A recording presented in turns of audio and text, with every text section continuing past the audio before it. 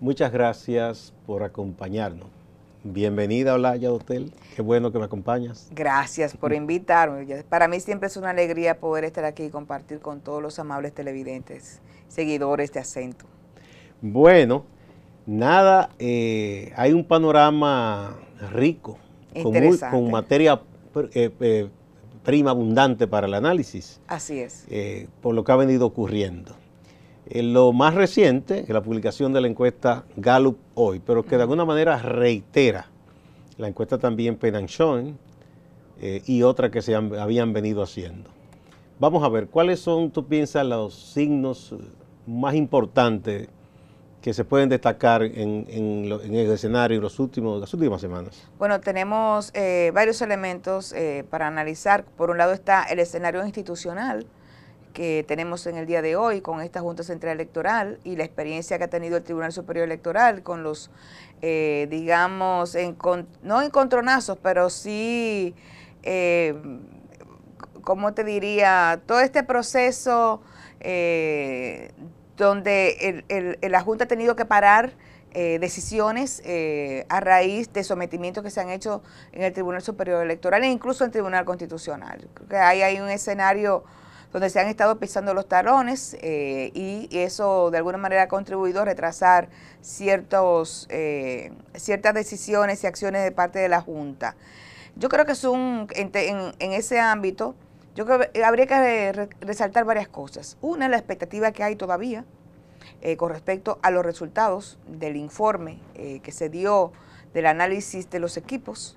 Por un lado, todavía la expectativa con respecto a la auditoría hecha al hardware, que está pendiente ese resultado, porque si bien este fin de semana hubo un anuncio de que se había terminado, que había un informe, ese informe fue a nivel general y no se ha presentado el detalle de las recomendaciones, porque fue bastante cuidadosa la empresa al decir que no identificó situaciones que dieran como al traste con los resultados, más o menos esa es la idea, pero que sí dejó entrever que sí hay situaciones que deben ser abordadas y que eso entraría en más detalle en el informe que va a ser publicado en extenso. Creo que eso es saludable y es saludable que los partidos políticos lo vean y que, bueno, se dé ese intercambio con la Junta Central Electoral, que se puedan resolver esas cuestiones a tiempo.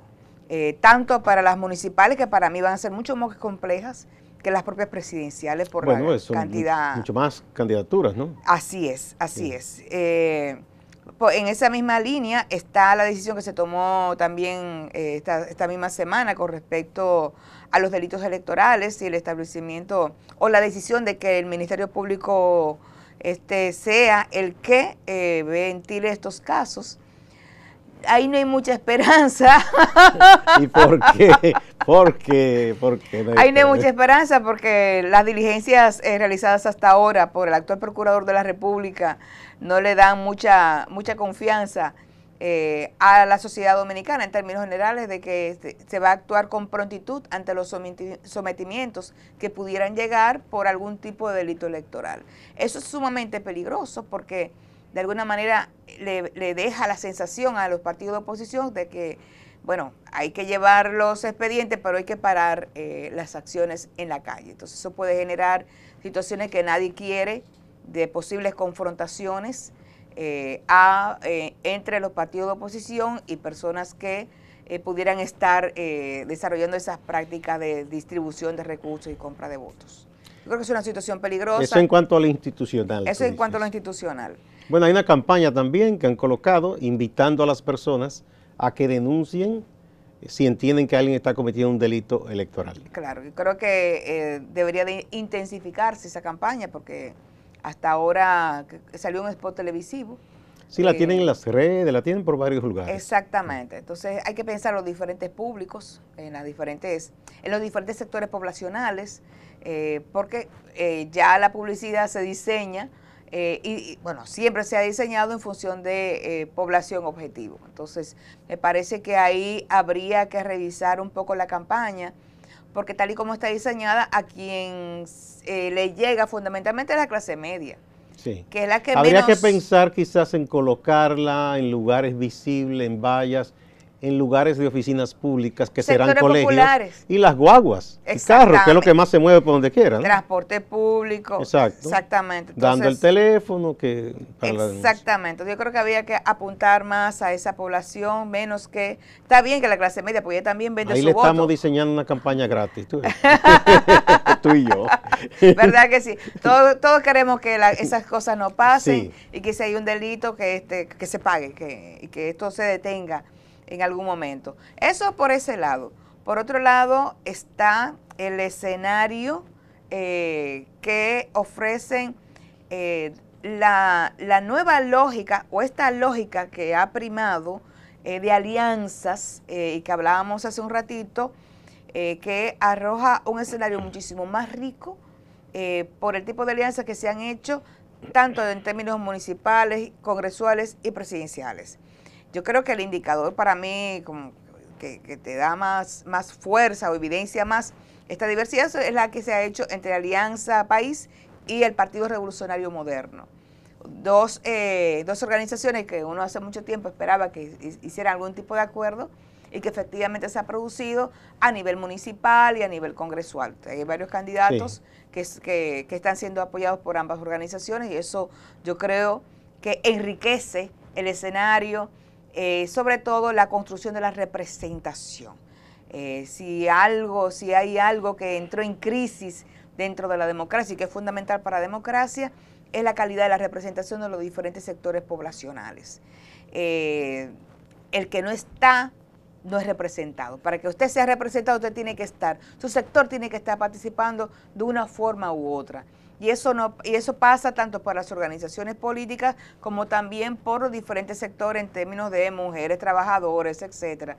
Yo creo que si algo está pendiente en ese sentido, y que es una mayor participación de los sectores populares. Yo creo que como resultado de el control de la clase media alta y clase alta de los partidos políticos, de alguna manera se está influenciando o está influyendo en el hecho de que tenemos muchos candidatos de clase alta, empresarios, profesionales, y uno también quiere gente de los sectores populares, porque eso garantiza cierto nivel de representatividad. Hay algunos que son muchachos y muchachas muy jóvenes. Eso es interesante, muy bueno, o sea, tú tienes un Jonathan Liriano, una Heidi Adón, que son candidatos y candidatas a regidores, claro, y a diputados, sí. y eso. Y otro elemento que yo he visto, no sé si tú coincides conmigo, es que ha habido un esfuerzo en estas elecciones, por lo menos lo he visto en lo municipal, por presentar propuestas. Bueno, por un lado influyó la ley. La ley. Que obliga a los candidatos a las alcaldías a presentar un programa de gobierno, un plan de gobierno, y que es vinculante. Entonces, usted lo pueden someter a la justicia o a través de los tribunales, según lo establece la ley, por no cumplir con lo planteado, sí, por su propuesta. Y eso para mí es muy interesante, y eso obliga a los dirigentes políticos no solamente a resolver el problema del programa de gobierno en términos formales, claro, sino que presiona para que haya una dinámica institucional y política sobre la base de las propuestas que se han estado armando. Y la gente comienza, y eso puede posibilitar que la gente comience también a estar a la expectativa de ese cumplimiento. Y a votar de manera más inteligente, más consciente. Claro, porque es un aprendizaje además. Sí, sí, sí. La forma de hacer política tradicionalmente no contribuía tampoco a que la gente tuviera la expectativa de que, bueno, déjame ver qué es lo que fulano me va a proponer para tal y tal tema. Yo creo que se ha generado una dinámica sumamente interesante, por lo menos desde la lógica de los candidatos presidenciales, que ha estado, y también con la presión de la ley electoral y la ley de partidos, también ha estado metiendo a los candidatos a las alcaldías. Da gusto ver el esfuerzo que están haciendo los Johnny Ventura, en decir qué es lo que van a hacer sobre temas muy concretos. Yo creo que eso es interesante y es un paso Y yo avance. creo que hay buenas propuestas. Quizá hay candidatos o candidatas que tú dices, qué pena quizá que no tenga tantas posibilidades de ganar, pero han hecho el esfuerzo. Han buscado un equipo, tienen propuestas, y yo creo que eso va a quedar ahí, eso es pues, bueno. Y además, no solo va a quedar ahí, es que también posibilita que ese que perdió pueda seguir gravitando en el escenario político desde esas propuestas, porque son las propuestas que le dicen a la ciudadanía a quién tú representas. Entonces, si fulano es experto en el tema del transporte, lo más seguro es que mantenga una posición crítica y de presión desde su propia propuesta en ese tema. Entonces, ayuda también, incluso en el escenario de que no electoral, a tener una participación desde otra lógica, de la lógica de la acción, de la lógica crítica, de la lógica de la política pública, y eso es interesante. Y es una especie de veeduría también, diciendo, sí, mira, claro, yo propuse sí, esto y no se ha resuelto porque usted no lo hace. Exactamente. La gente piensa que eso no tiene resultados, y sí los tiene. Manuel Andrés López Obrador en México martilló muchos años el tema de la transparencia y la corrupción, y al final eso conquistó a los mexicanos, claro, hastiado de tanta corrupción y tantas cosas. Bueno, un contexto también que lo ayudó. Sí, muchas cosas. Sí, pero, porque nunca es una sola variable. Pero él mantuvo ese discurso constantemente y renunció a un partido en el que él pudo haber sido candidato y presidente, como el PRI. Bueno, de hecho, cuando vemos algunas figuras en la política dominicana, como por ejemplo el actual presidente del Partido de la Liberación Dominicana, ex ministro de la MEPID, me refiero a Juan Temístocles Montaz. Juan Temístocles Montaz. Cuando uno pensaba en Temístocles Montaz, ¿pensaba en qué? Energía eléctrica. Sí, esa era fue el representante de la solución al problema de la energía eléctrica. Eso fue hace muchos años atrás. Sí, fue muchos años atrás. Pero la gente termina personificando, sí, encarnando la solución de un problema, porque sí, eso es parte de la política. Asociando a alguien con un sector. Así sí, es, y eso es parte, eso es importante. Lástima que quedó tan mal en ese tema. Bueno, entonces, bien. Otro aspecto que me gustaría tu punto de vista, Olaya, es, muchos dicen que no son tan relevantes las elecciones municipales, que serán ahora en febrero. Ay, sí, todo el mundo está midiéndolas. Pero bueno, que no son tan relevantes para, a partir de esos resultados, influyan de manera determinante en lo que va a ocurrir en mayo en las presidenciales o congresuales. ¿Tú piensas que sí, piensas que no? Mira, lo primero es que de manera inevitable, los resultados de las municipales van a ser vistos en función de las presidenciales. Eso es así. Y yo creo que también, y por qué no, va a reflejar, si bien va a reflejar por un lado el tema de la diversidad, de una mayor diversidad en términos como resultado de las alianzas, no obstante, también va también a expresar la voluntad o no de cambio que tiene hoy la sociedad dominicana, y eso se va a expresar en un voto diferente. En un voto diferente que va a ser o diversificado, con una mayor diversidad, como resultado de las alianzas, como te decía hace un ratito, pero sobre todo a partir de la posición que quede el partido oficialista. Porque a quien se va a medir realmente en este momento es al partido oficialista, que es el que tiene mayor cantidad de municipios en este momento. No, y además es un partido que prácticamente se ha convertido en hegemónico. Exactamente. Ganando todos los procesos, teniendo mayoría en el Congreso, mayoría en Senado, Cámara y todo. Todo el que gane, lo que gane la mayoría va a ser a costa del partido oficialista. Entonces yo creo que quien va a estar sobre todo en la balanza, en la evaluación, va a ser el Partido de la Liberación Dominicana. Si el Partido de la Liberación Dominicana sale con, te digo, un 60% de los municipios, eso hablaría de un escenario político mucho más cerrado de lo que uno espera.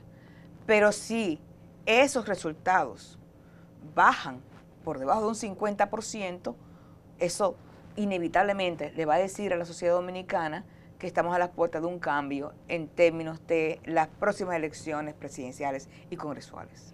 Bien, ahora bien, no debía la oposición manejarse con diversos escenarios. Así es. Y posibilidades, porque tal vez le vaya bien a los partidos opositores en la municipal y diga, ya ganamos. Y no es tan sencilla la cosa. No, no lo es, para nada. De febrero a mayo se pueden hacer muchas cosas, pueden pasar muchas cosas. Así es, se pueden pasar muchas cosas, sobre todo porque, entre otras cosas, venimos de una práctica de uso de los recursos públicos, que hay mucho en juego. En este caso, yo tengo la impresión de que el actual presidente Danilo Medina no está preparado emocionalmente para salir del poder. Y como no está preparado emocionalmente, y no solo para salir él físicamente, que inevitablemente pasará, tampoco lo está para asumir que puede perder su candidato. Su candidato que se colocó sobre sus propios hombros y que asumió él personalmente el resultado de esa candidatura. Yo creo que eso está colocando a Danilo Medina en una situación que me parece que es bastante complicada, porque también y por lo tanto lo está colocando como el principal responsable de los resultados de este proceso electoral. Es decir, con Gonzalo, Danilo gana o pierde también. Así es, sí. Totalmente. Pierde doble. No, ¿y por qué doble? En caso de que pierda, ¿por qué doble? En caso de que pierda, pierde doble, porque no es solamente que pierde la presidencia, es que los resultados van a calar en el seno del Partido de la Liberación Dominicana. Bueno, sí, se le va a culpar exactamente por la salida del poder del PLD. Y ahí le van a sacar la forma en que se eligió la candidatura presidencial. Yo estoy segura que personajes como Brito, por ejemplo, el ex procurador, e incluso Pared Pérez, que está muy tranquilo en su casa y que dijo como que iba a dejarle espacio a estos nuevos dirigentes, yo creo que eso en su momento saldrá. Pero Francisco está muy comprometido, muy alegre, yo lo veo andando con... A él no le queda otra. A él lo nombraron como el principal. Pero que digo que distinta su actitud, la posición que ha asumido, diferente a la de Reinaldo. Totalmente. Y a la del propio Amarante, que ha dicho, mi equipo está y todo, pero como uno no lo ve muy entusiasta en eso. Sí, la diferencia está en que Javier García no aspiraba a la candidatura a la presidencia de la República. No, Javier García no, yo digo Amarante. Y digo Francisco Domínguez Brito. Ninguno de los dos están muy enfrente. Okay. O sea, ellos han cumplido, han montado eventos para Gonzalo, pero tú no lo ves tanto.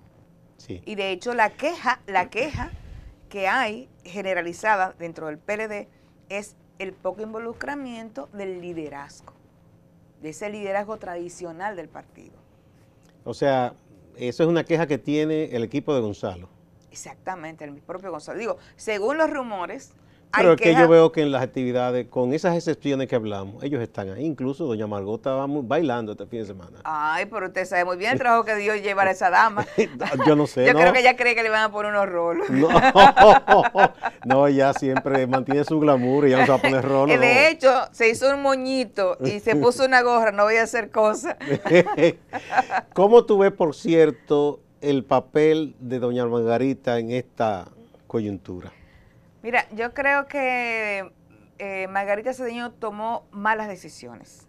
Malas decisiones. ¿Cómo cuáles? ¿Cuáles malas decisiones? La indecisión en política se paga muy caro. Ya. Y genera, y mina la credibilidad. Y yo creo que este proceso, la forma en que participó, su ambivalencia, minó su credibilidad política. Pero esa ambivalencia fue por breve tiempo. Bueno, yo te voy a decir, fue como ir y venir. Por un lado, estuvo apoyando a su esposo. Sí. De una manera que no era necesaria. ¿Por qué razón? Porque ella es vicepresidenta de la República. Y ella pudo asumir que en su rol actual de vicepresidenta tenía conflictos de intereses y por tanto se iba a mantener equidistante del proceso de elegir el candidato presidencial. Ella pudo haber hecho eso. Y ya está. Y tenía el argumento para construirlo, pero no lo hizo. Se montó en la jipeta con el marido y le dio su besito público. Un piquito, eso no. Le dio su besito público, pero ese era el espaldarazo al candidato. Sí. Pasa lo que pasó y la dama se queda en oración. Entonces, todos esos momentos y luego decide quedarse, y de hecho la vimos en actividades públicas durante la Navidad, y de repente se repliega de nuevo. Hubo decisiones que afectaron, me parece que afectaron al gabinete, hubo cancelaciones que afectaron su staff dentro de el espacio institucional que ella controla. Por tanto, yo puedo identificar 3 momentos en el que ella ha quedado como sin responder a tiempo. Sin definición. O responder de manera desproporcionada. De forma tardía. Tarde, y cuando responde lo hace de manera desproporcionada, de manera innecesaria. O sea que ahora esa bailadita, ¿tú piensas que fue un efecto tardío? Yo creo que fue innecesario la bailadita, incluso yo hubiera mantenido una actitud más distante, un poquito más neutral, y luego si decide quedarme en el partido, me tiro la campaña. Vamos a una pausa. Cuando retornemos, para que ya concluyamos con doña Margot, hablar un poco, porque yo pienso que contra ella también hay un sesgo machista, independientemente de todo, pero tú me vas a responder eso cuando hablamos de esta pausa.